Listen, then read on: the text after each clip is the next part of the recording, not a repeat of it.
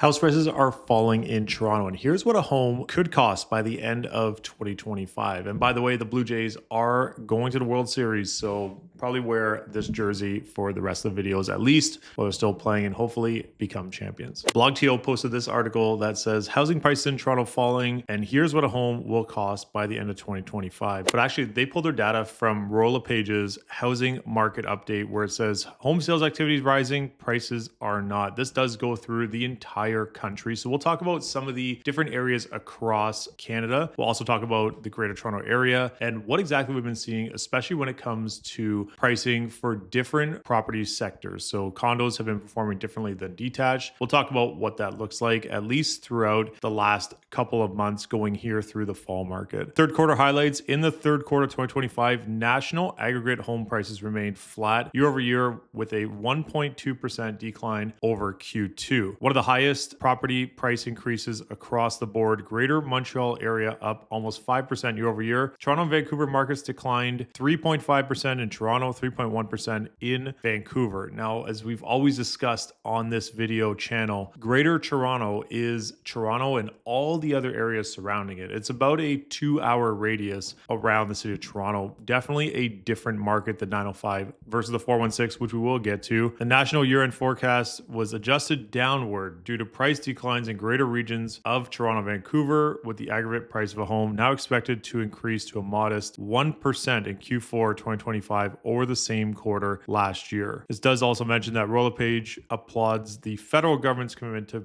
build more housing, warns that greater efforts are needed to materially boost supply long term. Here's a national forecast for all areas. It's so interesting when they use these national averages because something in Toronto versus something in Quebec City is a totally different price point. If we take a look at the national average, $819,600, that's what it was in Q4 2024. In Q4 2025, the price forecast $827,796, which is basically a 1%.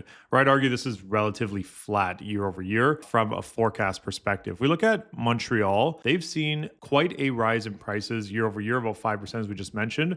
And now they're predicting another 6.5%. And that's from Q4 2024 to Q4 2025, which is a 6.5% increase year over year. Keep in mind, they've already gone up about 5%. So that's about another 1.5% towards the end of the year. If we're looking at the Greater Toronto Area, prices have definitely come down year over year. In fact, in the month of September, this number was almost $100,000 lower than where it's at here at 1150. And if we take a look at the October numbers from last year, that's right around what the average price was. So as we get the October numbers here, as we go through the month of October, that number should most likely be up from September to October, but that still remains to be seen as sales are still populating here throughout the month. They are predicting another 3% decrease from Q4 of 2024 to Q4 of 2025. If we're looking at Ottawa, they're looking at an increase in percentage. Quebec City, they're predicting a 15% increase year over year in pricing. That is pretty surprising year over year, especially 50%. However, keep in mind the price points in Quebec City much lower than what we're seeing across the rest of the country, other than Regina,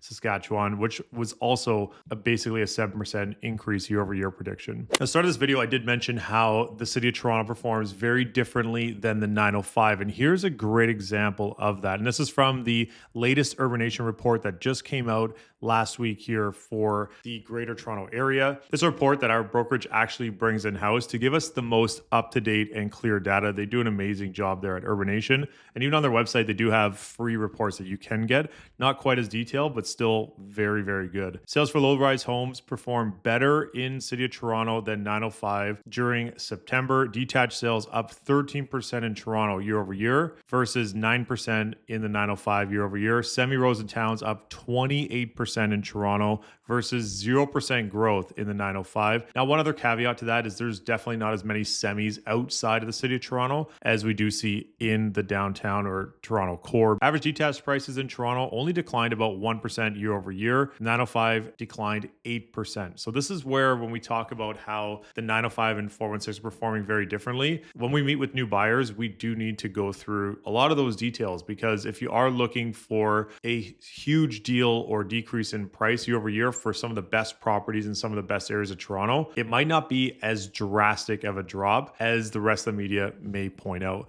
If we take a look at Toronto West condos, I just sold a condo in Toronto West. It sold within 2 days, very fast, and basically at asking. And that's what we have been seeing, is that condo prices have rose 4% in the West, which is quite normal when you factor in the west of Toronto, which you are seeing. Proper Toronto West is areas like High Park. It's a very desirable area, and a lot of people, either downsizers or people looking to get in the market, want to live in that area. And that's a big drastic difference compared to, for example, Peel, down 12%. If we're taking a look here at the detached price year over year, Toronto West up 1%, Toronto Central down 4%, Toronto East down 3%. And if we take a look at the month's supply, they're in and around a balanced territory across the board for detached properties. If we take a look at the other areas around the GTA in the 905, Halton down 11% for detached, Peel down 8%, York down 9%, and Durham down 2%. And that's where that 8% average comes in. Semi-rows and towns for Toronto, prices down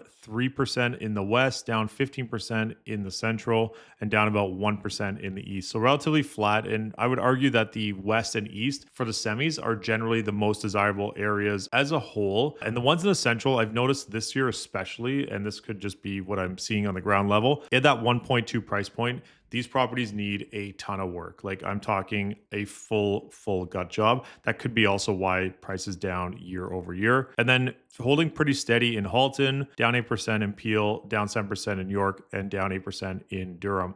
We get over to condos, and this is where all the discussion has been this year in 2025, of course. Year over year pricing in Toronto West up 4% for condos, down 5% for Central Toronto, which is the bulk of the condos in the city, and down 12% in the Toronto East End, which is an average of down 4% year over year. If we take a look at Halton, down 2%, Peel down 12%, York down 4%, and Durham down 3%. So those are your prices. Those are where they're predicted to go in Q4 2025. I'd love to hear your thoughts in the comments down below on two things. First of all, what you think is going to happen in the World Series, and also where you think prices are going to go as we close out the rest of the year. I'm Michael Ouzas. Thanks for watching.